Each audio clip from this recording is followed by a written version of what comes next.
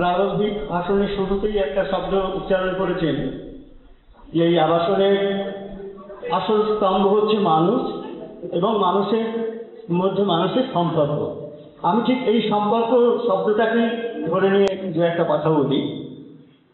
সম্পর্ক একটা জটিল শব্দ এবং খুব বিতর্কিত শব্দ।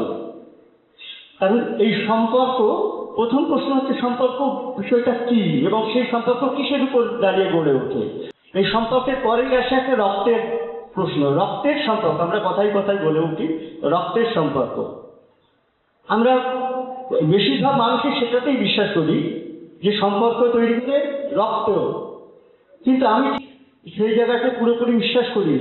তাই যদি হয়, রক্ত যদি সম্পর্ক বলে দেয় এবং সেটাই যদি বন্ধনের একমাত্র কারণ হয়, তাহলে স্বামী স্ত্রী সম্পর্কটাকে আমরা ঠিক কোন কোপে রাখবো, এর সাথে ঠিক ম্যাচ করে না। সেটা হচ্ছে সম্পর্ক এবং খুব বন্ডিং, সাংঘাতিক জোরালো সম্পর্ক।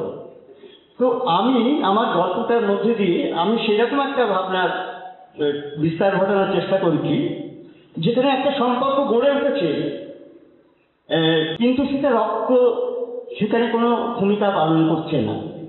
তো আপনারা গল্পটা পড়ুন, তারপরে যদি সেখানে আপনাদের আমার ভাবনার সাথে কোথাও দ্বিধা দ্বন্দ্ব তৈরি হয়, বিরোধ তৈরি হয়, পরবর্তীকালে সেটা নিয়ে আলোচনা করা যাবে। দু নম্বর কথা হচ্ছে সৃষ্টি চারপাশে এখন বই পড়ার মানসিকতা মানুষের মধ্যে থেকে লুপ্ত পাচ্ছে, মানে প্রবল ভাবে, দুরন্ত গতিতে। এবং তার জন্য সবচেয়ে বড় দায়ী হচ্ছে যে যুগান্তকারী কতগুলো আবিষ্কার খুব স্বল্প সময়ের ব্যবধানে, ঠিক আছে? টেলিভিশন, কম্পিউটার, ল্যাপটপ, ট্যাব, তারপরে হচ্ছে বেসিক ফোন, তারপরে হচ্ছে স্মার্টফোন। এখন তো সবাই আমরা ভার্চুয়াল জগতের মধ্যে ঢুকে গেছি। আমরা পরস্পর গা ঘেঁষাঘেঁষি করে বসে আছি, কিন্তু কারোর সাথে কারোর সম্পর্ক নেই, মানসিক সম্পর্ক তো নেই, আমরা কথা বলতে ভুলে গেছি। তো সেইখানে যেখানে কাগজে বই পড়ার প্রবণতা দিন দিন হ্রাস পাচ্ছে, সেইখানে সেই আবহাওয়ার মধ্যে দাঁড়িয়ে সৃষ্টির এই প্রয়াসকে আমি সাধুবাদ জানাই। এবং সৃষ্টির যে প্রয়াস, হবু লেখক বা যশপ্রার্থী লেখক এবং সন্নিষ্ঠ পাঠকদের মধ্যে